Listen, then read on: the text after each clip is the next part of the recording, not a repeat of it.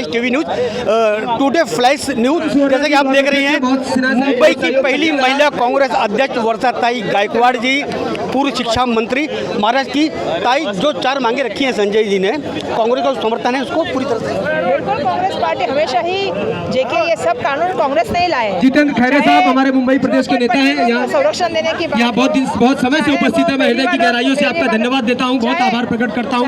बाबूलाल ठाकुर जी, आपका भी बहुत बहुत धन्यवाद देता हूँ, बहुत बहुत आभार प्रकट करता हूँ। ये सभी जो है, ये सभी चीजें सुफियान हैदर साहब की है और कांग्रेस ने आपका भी बहुत बहुत धन्यवाद देता हूँ, आभार प्रकट करता हूँ। राणेशाही जानती है कि जो मिथुन सिंह जी का बहुत बहुत धन्यवाद देता हूँ, आभार प्रकट करता हूँ। श्री संजय निरुपम जी की तरफ से आकाश राय जी पत्रकार साथी हैं, बहुत समय से सवेरे से यहाँ उपस्थित है। संतोष सिंह जी, संतोष भैया उपस्थित है, आपका भी बहुत बहुत धन्यवाद देता हूँ, आभार प्रकट करता हूँ। पूर्व सांसद संजय निरुपम जी की तरफ से काम किया है। बाबूलाल एक आखिरी सवाल, एक सवाल है कि विपक्ष के लोग विपक्ष के लोग बार बार आरोप लगा रहे हैं, जब चुनाव आता है तब मेरी बहन शिवा सिंह जी, उत्तर भारतीयों की याद आती है। कहीं जो आरोप लग रहे हैं, कितनी सच्चाई इसके अंदर है? अरे मैंने अभी मंच से ऊपर से कहा कि उत्तर भारतीयों को, चाहे वो महापौर हो, विरोधी पक्ष नेता हो, खासदार हो, आमदार हो, मंत्री हो, जैसा मैंने कहा कि मुंबई कांग्रेस का अध्यक्ष हो, नगर सेविका तो है ही, ये बड़े बड़े पोर्टफोलियो देने का काम किया है।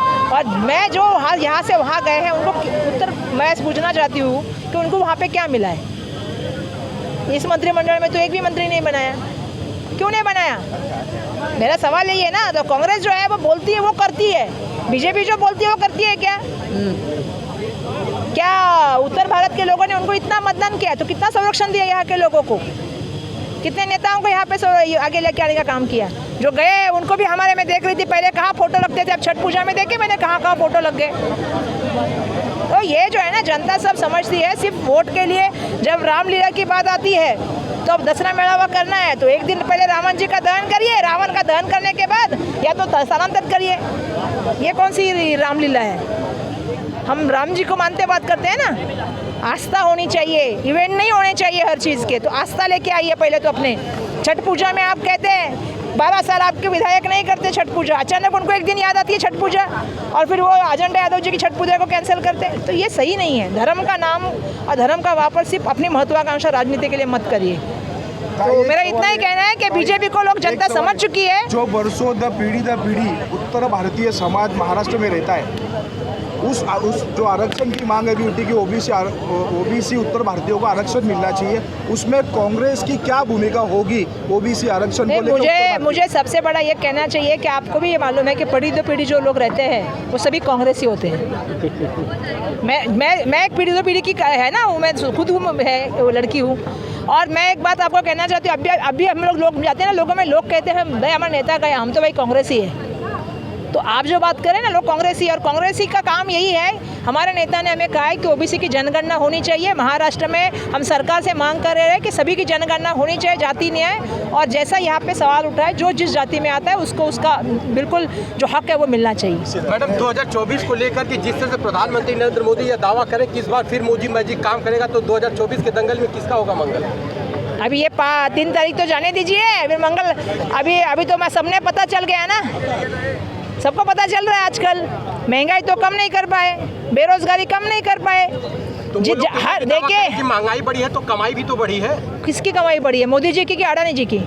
क्योंकि अडानी जी की बढ़ी है, मुझे आम जनता की मुझे नहीं दिखी कहीं कमाई बढ़ी है। मैं तो भाषण में कहा कि कोरोना के बाद लोगों के उद्योग कम हो गए, और मैं जिम्मेदारी से कह रही हूँ। जिसकी 10 कारखाने में मशीनें चलती थी, आज उसकी 5 चल रही है। जिम्मेदारी से बोल रही हूँ। मोदी जी भी जिम्मेदारी से बताया कि उनके आने के बाद से अडानी जी कितने नंबर पे थे, कितने नंबर पे गए, हिंडनबर्ग रिपोर्ट के बाद कितने नंबर पे आए, और उनको क्यों हर एयरपोर्ट, हर कोलसा, क्या सुविधाएं दी जा रही, उनके लिए क्यों कानून बदले जा रहे हैं, उनके लिए व्यवस्थापन खाली, उनके लिए कोई टैक्स नहीं, उनके लिए लोन है, और सब चीजें उनको देने का काम हो गया। अभी बताइए ना मुझे, सरकारी कौन सी यंत्रणा बची है? मैडम, जिस तरह देखा 2024 से पहले महाराष्ट्र में कई चुनाव हो रहे हैं, विधानसभा चुनाव, बीएमसी चुनाव, उसके साथ पहले तो बनेगा लोकसभा। अभी मुझे नहीं लगता कि वो लोग म्युनिसिपल कॉर्पोरेशन का चुनाव लेंगे।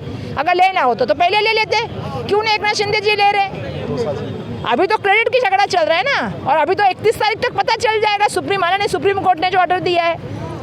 तो ये जो सवाल आप पूछ रहे हैं ना, किसका जलवा होगा, जलवा उसी का होगा जो सच बोलेगा। झूठ का तो वो बड़ा सा गुब्बारा था, वो फूट गया। लोगों को भी पता चला, ना अच्छे दिन आए, ना 15 लाख आए, ना महंगाई कम हुई, ना बेरोजगारी कम हुई, ना महिला अत्याचार कम हुआ। उल्टा जो महिला पे अत्याचार करता है आजकल वो ज़्यादा नज़दीक रहता है। मैडम, उनके लोग तो कह रहे हैं देश विश्व गुरु बन रहा है। हाँ, देश विश्व गुरु बन रहा है। देश विश्व गुरु बन रहा है। हाँ, अडानी जी शायद विश्व गुरु बन गए हैं और उनकी जो बढ़ोतरी हो रही है उसको वो लोग विश्व गुरु के साथ कंपेयर कर रहे हैं, क्योंकि इस देश में सिर्फ अडानी ही बढ़ रहे हैं और उनके साथ में मोदी जी बढ़ रहे हैं।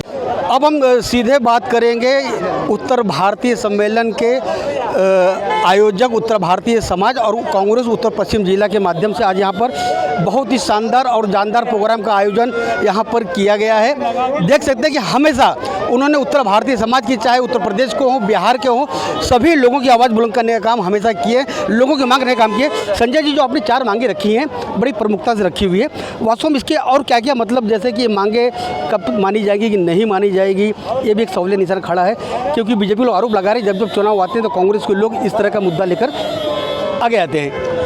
देखिए, जो चारों प्रश्न हैं ये उत्तर भारतीय समाज के जीवन से जुड़े हुए प्रश्न हैं और इन चारों प्रश्नों पे मैं समय समय पर काम करता रहा हूँ, लड़ता रहा हूँ, बोलता रहा हूँ। ऐसा नहीं कि पहली बार लेकर खड़ा हुआ हूँ। हाँ, अब इस आंदोलन को थोड़ा तेज करने की आवश्यकता है, इसलिए मैंने सोचा कि आज एक उत्तर भारतीय समाज की परिषद बुलाई जाए और वहीं पर प्रस्ताव रख करके वहाँ पर एक प्रस्ताव पारित किया जाए। तो आज हमने फेरी वालों का विषय है, या फिर ऑटो और टैक्सी चलाने वालों का विषय है, या फिर उत्तर भारतीय ओबीसी समाज का विषय है, और बड़े पैमाने पर झोपड़पट्टियों में रहने वाला जो हमारा उत्तर भारतीय गरीब वर्ग है, जो झोपड़े में रहता है, जिसका ग्राउंड फ्लोर तो रेगुलराइज हो जाता है, उसका 1+1 रेगुलराइज नहीं होता, जिसके बदले उसको 2 फ्लैट नहीं मिल रहे। और कई बार वो पहला मलिया जो होता है ना, वो मलिया के बदले झोपड़पट्टी का दलाल वो पैसा ले लेता है, बिल्डर से बेचारे को कुछ नहीं देता। तो हम बोल रहे हैं सरकार से कि आप ये दोनों फ्लोर ग्राउंड +1 अब रेगुलराइज करिए, ताकि आने वाले दिनों में इनका जो बड़ा परिवार है वो दोनों सेटल हो सके और उनको 2 फ्लैट मिल सके। तो इन चारों मुद्दों पर हम लोगों ने आज सबके सामने सार्वजनिक रूप से, सामूहिक रूप से प्रस्ताव पारित किया है और आने वाले दिनों में इस विषय पर एक जोरदार लड़ाई होगी। पहले हम सरकार से मिलेंगे, सरकार से बात करेंगे, सरकार को समझाएंगे, सरकार ने सुना तो ठीक है, नहीं तो इसको लेकर के फिर सड़क पर उतर करके इस आंदोलन को तेज किया जाएगा। संजय जी, कहीं ना कहीं फेरी समस्या की मुद्दा आप हमेशा उठाते रहे, अब तो समस्या और ज़्यादा बढ़ गई जितना जितना मुद्दा उठाते हैं, क्योंकि एकमात्र कांग्रेस नेता आप हैं, उत्तर भारतीय नेता लोग आपके लोग मानते हैं, जानते हैं, जब भी कुछ उन पर आँच आती है तो आप ही आगे नज़र आते हैं साफ तौर पर।